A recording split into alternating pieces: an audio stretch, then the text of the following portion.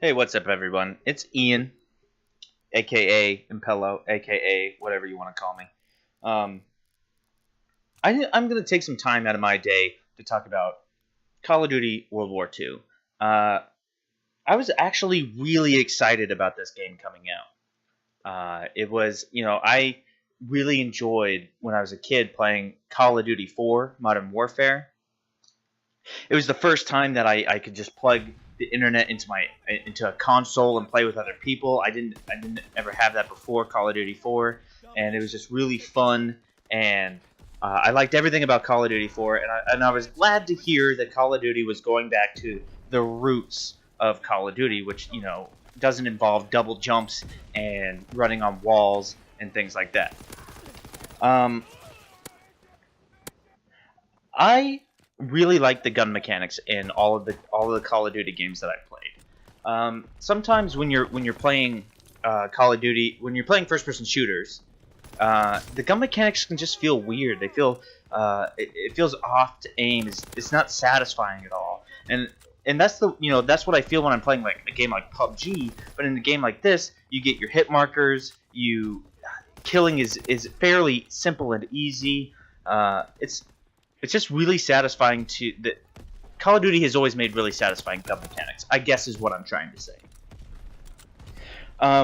Something that I've always liked about Call of Duty is that they always make maps that are enjoyable to play on, and the different game modes seem to fit well on these maps. It's never like there's never really a map that's too one-sided. It's pretty balanced. Some games have maps that are easier to defend certain points. Some maps have, for instance, there's the DLC map, and it feels like it's very one-sided when you're playing domination. But of course, it switches sides in the middle of the game, so it's not that big of a deal. Something that has always drawn me to the Call of Duty franchise is challenges and unlocking things. I've always been a fan of earning things in game that you can show off to other people. I've never really been a fan of this silly. You buy a box and you have a chance of getting something cool in it. I've never really been a fan of that. That's not me. I like needing to grind for something and then showing it off in the game because I have no life. You know what I'm saying? Like things like that. So I enjoy that they've gone back to earning your camos. Earning your camos, earning the different types of sites. I wish that they would have done it with calling cards. I wish that they would have done it with calling card emblems. But you can't have whatever you can't have everything you want. And I'll give them a little pass on that because I got a big list of things that I don't like. So to get right into the things that I don't like, I don't like at all the default setup of the controls in this game. It is when I got into the game, everything was weird and strange, right? It's so strange because every Call of Duty that I've played has had all the controls on the left side of the screen, right? You have create a class, you have find match, you have all that stuff, and for some reason they put it at the top of the screen. It's not a big deal, but it's a big deal when you go in expecting something and it's not what you expected. Also, why is crouch never control? Why is it always C or Z? When will companies learn that people play with crouch on the control? I don't understand why I have to always go in and change it.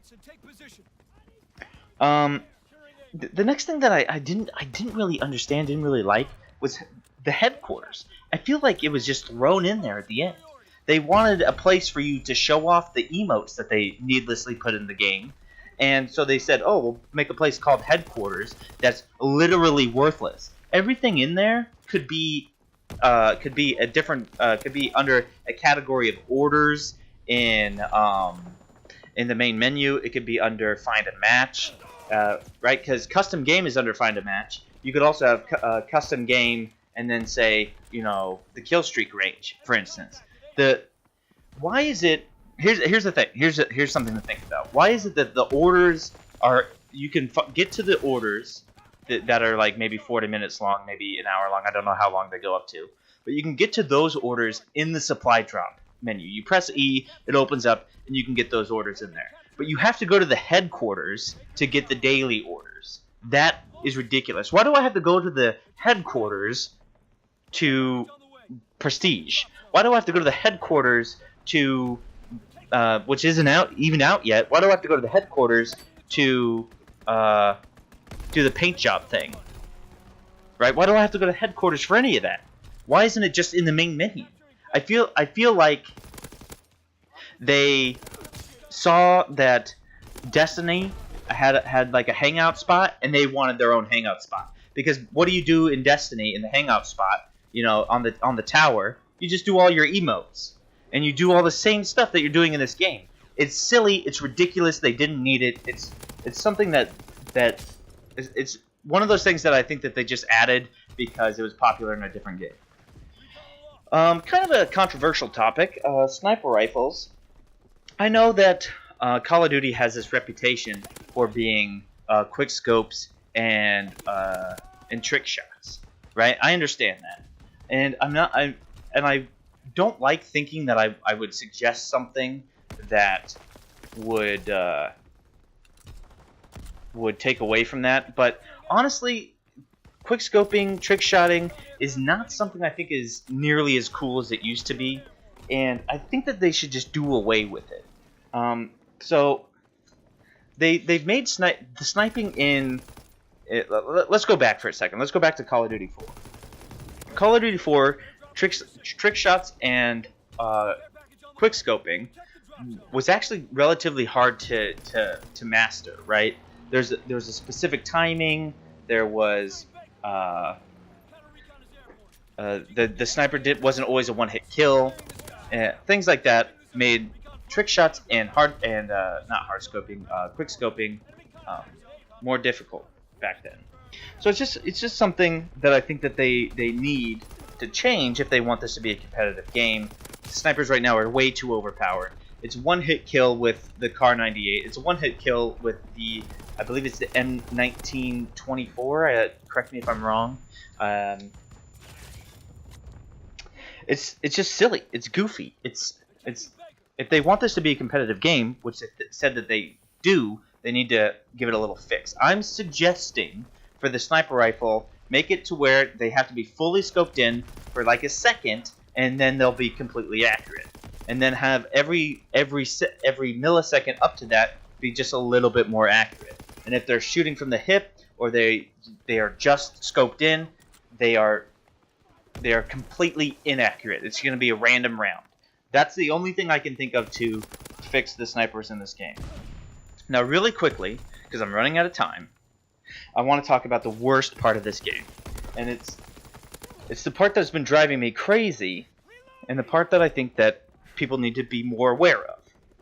At the end of some games, you will disconnect. It will say you have been disconnected from the server, I believe. When that happens, none of the stats that you got in that game are going to be saved. Sometimes they will be. Sometimes they won't be. But most of the time, from my experience, your stats don't get saved. I've had orders where it says get 50 kills in war, and I got 50 kills in war, and it didn't save. I've had orders where it says win a game, and after the game it says you've been disconnected, and that win that you just got doesn't count. And the thing that bothers me the most about this is that Sledgehammer is aware that this is a problem, and they're hiding behind the excuse of, oh, well, we're working on it. That is not actively working on something. Just saying you're working on something does nothing for me. Tell me what you found. Tell me when you expect it to be fixed. Tell me tell me something other than, oh, well, we're working on it. It will be fixed eventually. Because eventually, as we know from games like King of the Kill, can be months or years in advance. Alright. That's going to do it for me. Thanks for watching. This is the end of the video. If you've made it this far, I appreciate it. If you haven't made it this far, you're not going to hear this part anyways. Please like or subscribe on YouTube. Catch me on Twitch from time to time. That's about it. I'll see you guys later.